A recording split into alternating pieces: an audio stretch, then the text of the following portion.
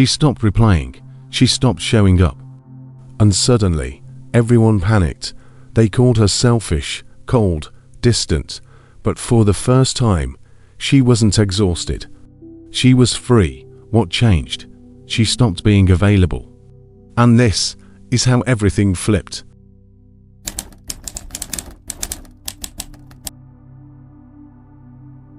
She didn't slam doors. She didn't write long explanations. She didn't even say goodbye. She just stopped showing up. No more instant replies. No more midnight phone calls. No more fixing chaos she didn't cause. And at first, they didn't care. In fact, they expected it. She's probably just busy. She always comes back because she always did. Every time someone needed her, she paused her own pain, delayed her own healing, and poured into them again and again. And again, they were never afraid of losing her, because she was always available. But one morning, she looked in the mirror and didn't recognize herself. Her eyes weren't tired, they were empty. Not because of how much she had done, but because of how little had been done for her. She realized every time she showed up for someone, she was disappearing from herself. So she made a decision, quiet but firm. No announcement, no drama, just not space. And that's when things got loud. Suddenly, her silence was offensive. Her peace looked like attitude. Her absence was selfish, not because they missed her, but because she wasn't serving their needs anymore. That's when she saw it clearly. She wasn't surrounded by love. She was surrounded by expectation. And when she stopped meeting those expectations, they didn't offer understanding. They offered guilt. Why are you acting different?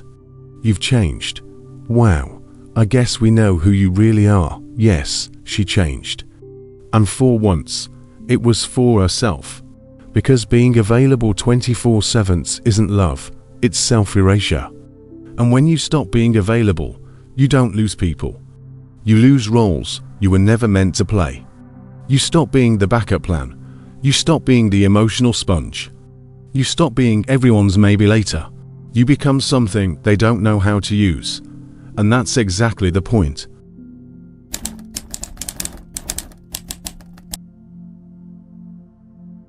From the time you were young, you were rewarded for being easy. Easy to talk to, easy to reach, easy to control. You were told to say yes, even when you didn't want to be polite, even when you felt disrespected, to be kind, even when it cost you peace. And without realizing it, you learned something dangerous, that your value came from your availability. You said yes, because saying no made people uncomfortable. You answered immediately, because silence felt like rejection. You stayed in conversations that drained you, because walking away felt rude. Over time, you stopped asking, "Do I want to do this?" You started asking, "Will they be upset if I don't?" And just like that, your life stopped being yours. You became the dependable one, the strong one, the always there one, but dependable. Isn't the same as valued and strong. Doesn't mean unbreakable. They don't call to check on you. They call when they need something. They don't ask how you feel, they ask if you're free. And every time you show up without boundaries, you're teaching them something, that you're available, even at the cost of yourself. And do you know what happens when you're always available? You become expected. Not appreciated, expected. Like Wi-Fi, like oxygen, like background noise. They stop asking if you're okay, because your yes is automatic. They stop saying thank you, because your support is assumed. They stop showing up for you, because you've never required it. But here's the truth most people never realize until it's too late. Being available all the time doesn't make people value you more. It makes them value you less, because when you're always there, you stop being special, you start being used. And no one respects what they can access without effort. So if you've ever felt invisible, replaceable, overlooked, it's not because you're not enough. It's because you've made yourself too much, too reachable, too responsive, too ready. And the harsh truth: people don't treasure what they don't have to earn.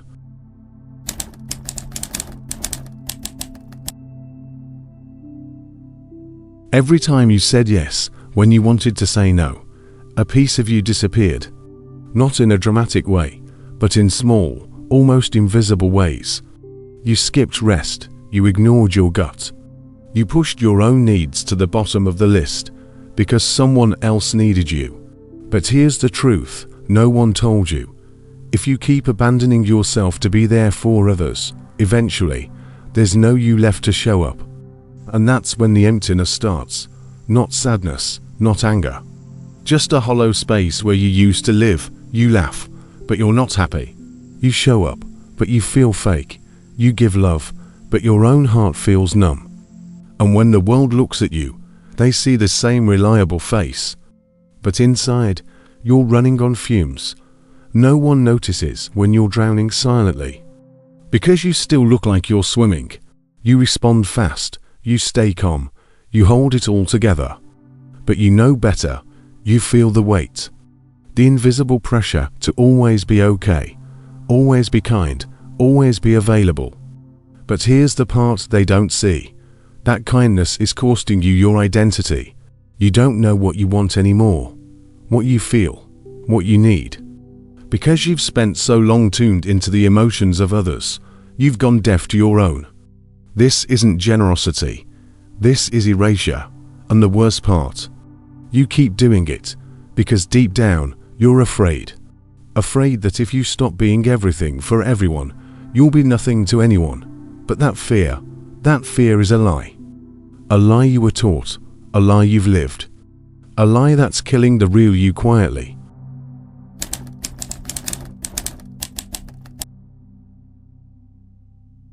The first time you say no, it feels wrong, heavy, like guilt wearing your skin. You want to explain, to soften it, to make sure they don't get the wrong idea. Because for so long, your worth was wrapped in how quickly you said yes. But now, you're done bleeding for people who bring bandages only when it's convenient. So you say it. No, not out of anger, not to hurt. But because you're done hurting yourself. And something shifts, you feel it in your chest. Not fear, not pride, peace. Because finally, your energy belongs to you. No more responding out of habit. No more showing up just to be seen. No more shrinking to fit someone else's comfort zone. You start choosing silence over explaining, distance over drama, stillness over urgency. And here's the surprising part. The world doesn't fall apart. The people who really value you, they stay, they adjust. They respect the new version of you. The ones who only loved your usefulness, they vanish, let them. Because boundaries don't push the right people away. They filter the wrong ones out. And for the first time, you stop apologizing for protecting your space. You stop feeling guilty for taking a day off, for not replying right away. For walking away from conversations that leave you drained. You realize your peace is not negotiable. Your energy is not a public resource, and your worth. It was never tied to how available you were. It was in how whole you felt. When you stopped giving yourself away in pieces.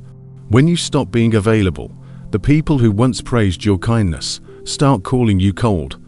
Not because you hurt them, but because you stopped letting them use you.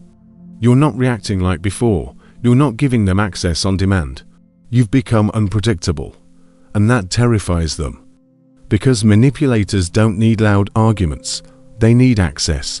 Access to your time. Access to your emotions. Access to your patterns. They thrive when you're always responding, always explaining, always trying to keep the peace. But now, your silence speaks louder than your apologies ever did. You say less, and they panic more. You answer slower, and they push harder. You pull away, and suddenly, they accuse you of being toxic. Why? Because your unavailability breaks the script. It removes their power. See, When someone can no longer control your emotions, they lose the version of you they were feeding off of. They don't miss you, they miss your energy. And when you stop handing it over without question, they have two choices: respect the boundary or expose their need to control you. Most choose the second. That's when the mask slips. That's when you start to see who they really are. Because here's a secret: your silence doesn't just protect your energy, it reveals who's been draining it. But this shift, this awakening, comes with a price. Because the moment you become unavailable, you become dangerous, not to yourself, but to those who were never meant to have that much of you. And in the next part, you're going to see exactly how they react when they realize they can't reach you anymore.